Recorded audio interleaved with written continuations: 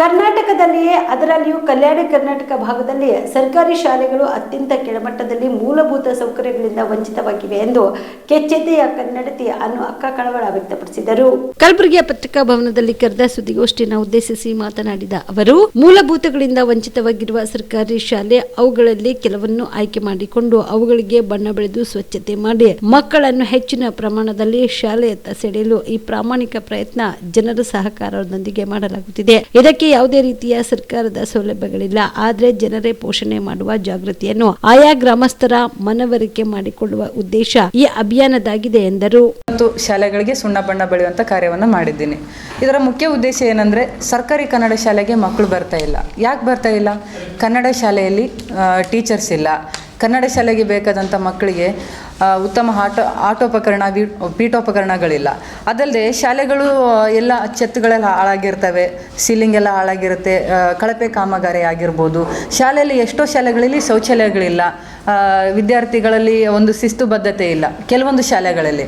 ಅದಲ್ಲದೆ ನಮ್ಮ ಉತ್ತರ ಕರ್ನಾಟಕ, ನಮ್ಮ ಕಲ್ಯಾಣ ಕರ್ನಾಟಕ ಏನಿದೆ, ನಮ್ಮ ಹೈದರಾಬಾದ್ ಕರ್ನಾಟಕ ಏನಂತಾರೆ, ನಾವೆಲ್ಲ ಎಷ್ಟು ಹಿಂದುಳಿದಿದೆ ಅಂದರೆ, ನಾವು ದಕ್ಷಿಣಕ್ಕೂ ನಮಗೆ ಕಂಪೇರ್ ಮಾಡಿ ನೋಡಿಕೊಂಡಾಗ ನಾನು ರಾಜ್ಯದ 24-25 ಜಿಲ್ಲೆಗಳನ್ನು ಸಂಚರಿಸಿದ್ದೀನಿ. ನಮಗೂ ಅವ್ರಿಗೂ ಕಂಪೇರ್ ಮಾಡಿಕೊಂಡ್ರೆ 50 ವರ್ಷ ನಾವು ಹಿಂದೆ ಇದ್ದೀವಿ.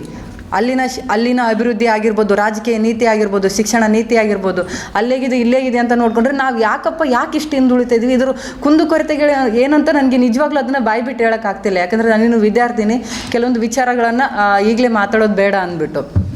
ನಮ್ಮಲ್ಲಿ ಅನಕ್ಷರತೆ, ನಿರುದ್ಯೋಗ, ಬಡತನ ತುಂಬಾ ಇದಿದೆ. ಉತ್ತರ ಕರ್ನಾಟಕದವರಂದರೆ ನಾವು ತಟ್ಟೆ ಲೋಟ ತೊಳೆಯೋಕ್ಕೆ, ಗಾರೆ ಕೆಲಸ ಮಾಡೋಕ್ಕೆ ಅದಕ್ಕೆ ಮಾತ್ರ ಸೀಮಿತ ಆಗಿಬಿಟ್ಟಿದ್ವಿ.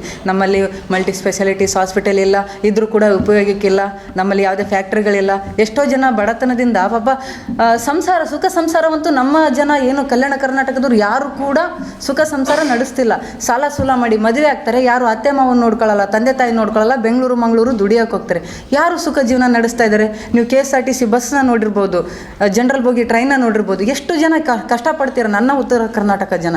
ಇದಕ್ಕೆಲ್ಲ ಮುಖ್ಯ ಕಾರಣ ಶಿಕ್ಷಣ ನೀತಿ ಸರಿಯಿಲ್ಲ. ನಮ್ಮಲ್ಲಿ ದೊಡ್ಡವರಾಗಿನೇ ಉಳಿತೀರ, ನಾವು ಏನಿದ್ದೀವಿ ಕೂಲಿ ನಾಲಿ ಮಾಡ್ತಾ ಅದರಲ್ಲಿದ್ದೀವಿ. ಇನ್ನೊಂದು, ನಾವು ಪ್ರಗತಿ ಪಥದಲ್ಲಿ ಏನು ಸಾಕ್ತಿದ್ದೀವಿ ಅಂತಂದ್ರೂ ನಾವು ಕೃಷಿಯಲ್ಲಿನೂ ಇಲ್ಲ. ಹೇಳ್ಬೇಕಂತಂದರೆ ಎಷ್ಟು ಕಷ್ಟಪಟ್ಟು ದುಡಿತೀವಿ, ಆದರೆ ಉಪಯೋಗ ಇಲ್ಲ. ರೈತ ಯಾವ ಥರ ಬೆಳೆ ಬೆಳೆದ್ರೆ ಯಾವ ಥರ ಲಾಭ ತೆಗಿಬೇಕು ಅನ್ನೋದು ಕೂಡ ಆ ನಾಲೆಡ್ಜ್ ಕೂಡ ನಮ್ಮಲ್ಲಿಲ್ಲ. ಇದೆಲ್ಲ ತುಂಬ ಕಾಣ್ತಿದೆ. ಯಾಕೆ ಈ ಹುಡುಗಿ ಉತ್ತರ ಕರ್ನಾಟಕದ ಬಗ್ಗೆ ಇಷ್ಟೆಲ್ಲ ಇದಾಗಿ ಮಾತಾಡ್ತಿಲ್ಲ ಅಂತ ತಪ್ಪು ತಿಳ್ಕೊಬೇಡಿ. ಇರೋದನ್ನು ನಾನು ತುಂಬ ಫ್ಯಾಕ್ಟ್ ಕಂಡಿದ್ದೀನಿ.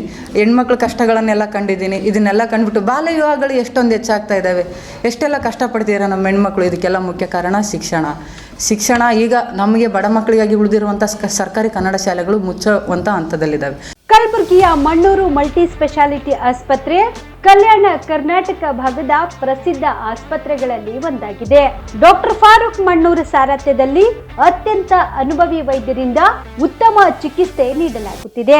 ಮಣ್ಣೂರು ಮಲ್ಟಿ ಸ್ಪೆಷಾಲಿಟಿ ಆಸ್ಪತ್ರೆಯಲ್ಲಿ ಸಿಗುವ ಚಿಕಿತ್ಸೆಗಳು: general surgery, laparoscopy surgery, neuro surgery, orthopaedic surgery, plastic surgery, gastro surgery, aqua surgery, gynaecology surgery, general medicine, paediatric, neuro surgery, cardiology, haematology, endocrinology, ENT ಮತ್ತು ophthal, general physician, gynaecology, paediatric, family medicine, urology, nephrology, radiology, dialysis, advance ICU ಮತ್ತು advance OT setup, ಅತ್ಯಾಧುನಿಕ ಸೌಲಭ್ಯವುಳ್ಳ ಕ್ಯಾಸುಲಿಟಿ, ದಿನದ 24 ಗಂಟೆ emergency trauma centre.